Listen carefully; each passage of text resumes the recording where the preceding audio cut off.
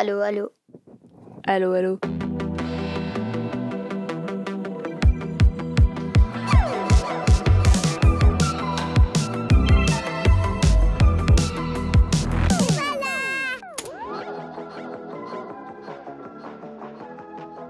Quand j'étais en école primaire, en fait, j'aimais pas parce que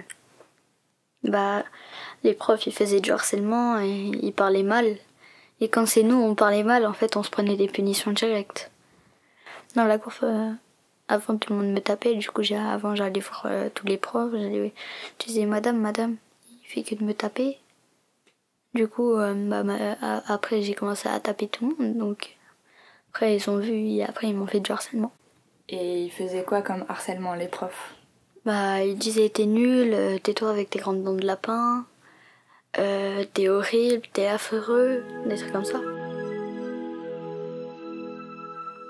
C'est un autre prof ça. Je lui ai dit maîtresse, il y a quelqu'un qui tape mon pote. Et après elle m'a dit mais t'es vraiment affreux et horrible pour balancer comme ça. En fait, dans la cour, les profs, ils s'en foutent, ils boivent des cafés, mais en fait, c'est nous, on doit faire les règles. Parce que par exemple, si j'étais pas là, mon pote, il a déjà, le CM1, il a fait saigner du nez mon pote, donc si j'étais pas là, je sais pas ce qu'il aurait fait à mon pote. Hein. Parce que mon pote, il se bagarre pas, donc il savait pas quoi faire.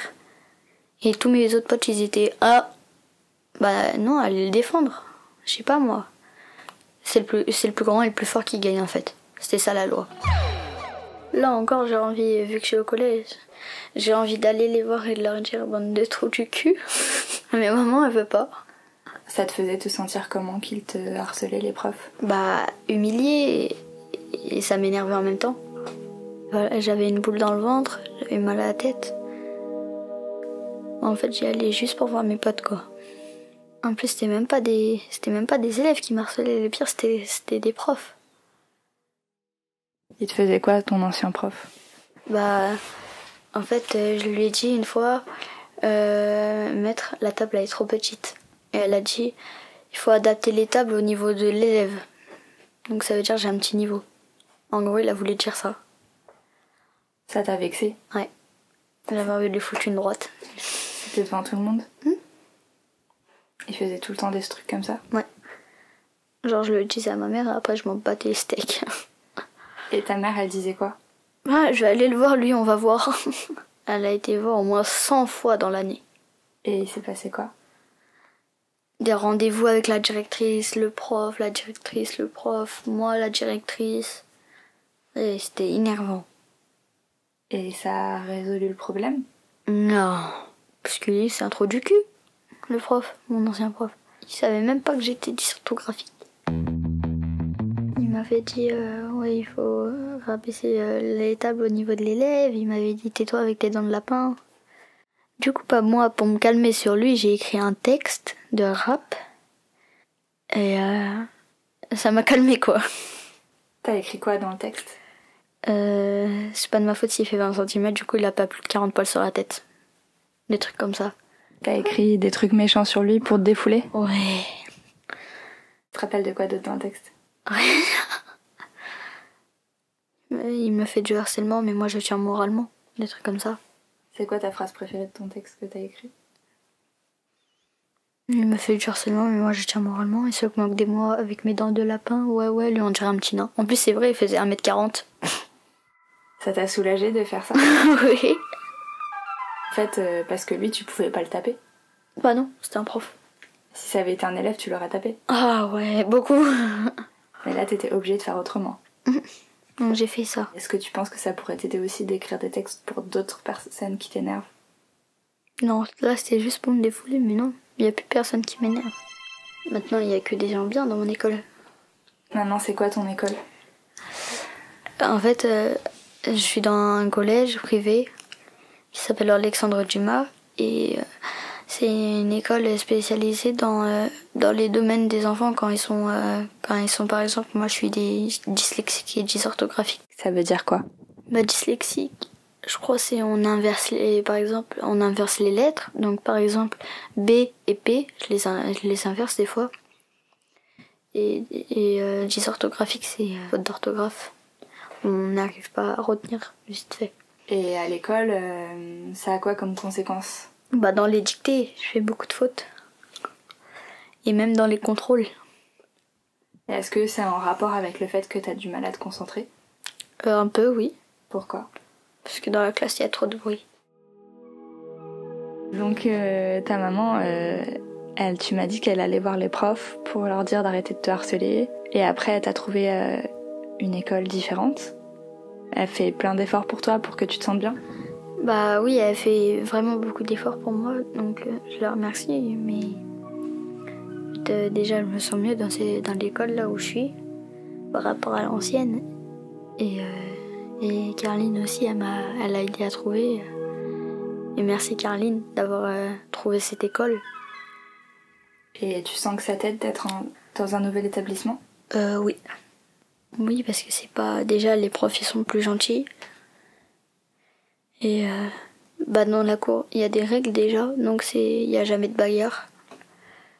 Enfin, c'est les profs qui font la loi, c'est pas les enfants, comme dans mon ancienne école. Et c'est tout le temps équilibré, quoi. Ça veut dire qu'on n'est pas plus de 10 par classe. Et c'est quoi les lois? Pas se bagarrer, pas parler mal, respecter les règles du jeu que vous jouez. Voilà. Après, il y en a plus, mais il y en a trop. Les lundis, vendredis, on a un rassemblement. Le vendredi, c'est la fin de la journée et le lundi, c'est le début. En fait, on chante tous la Marseillaise, on fait une minute de silence. Et un vendredi où Carline a été venue, c'était la remise des uniformes. Et du coup, j'ai prononcé mon serment qui disait que j'allais respecter les lois, j'allais respecter mes parents, les profs. Je devais prendre des efforts sur moi, prendre sur moi pour avoir de meilleures notes. Ça disait, je suis un diamant, je vais faire de mon mieux, je respecte mes parents, et les profs, et le rétablissement de l'école. Et après, on m'a remis l'uniforme. Pourquoi vous avez choisi ce collège? Parce que ta mère et toi, vous aviez peur que tu te refasses harceler dans un collège normal? Ouais. Non, c'est surtout, j'avais peur pour les autres, parce que s'ils m'énervaient encore une fois, je les tapais encore, donc...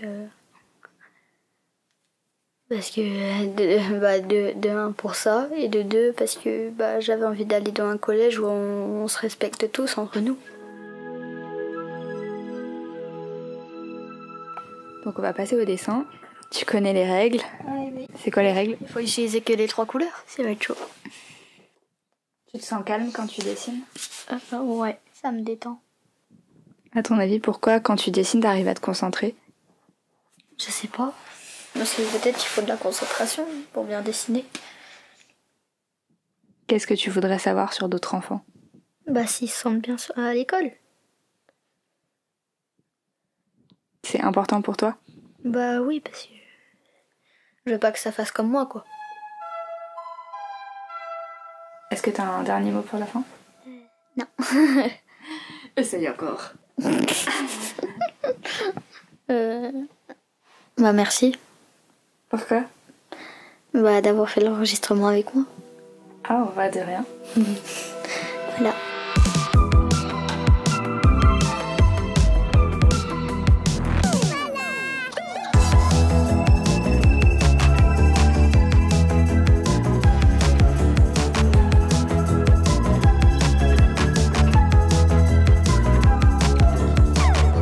Et voilà a été créé et réalisé par Carline de Castro, coproduit avec Création Androgyne. Le montage est de Maud Panotier. Le mixage et la musique originale est de Simplon 98. On a parlé de tout. J'espère que ce sera bien cette fois. Après, il faudra faire les montages et après, il faudra voir. Hein. Ouais. J'ai l'impression que c'était... J'ai quand même l'impression que c'était mieux que la dernière fois, non? Ouais, parce qu'il n'y avait pas autant de bruit là. Ouais, et puis on a plus parlé. Ouais. Et t'as bien aimé me parler? Oui, c'était cool. C'était quoi ton sujet préféré? Les jeux vidéo. Non, les dessins. Parce que les dessins, ça m'a calmé. Et voilà.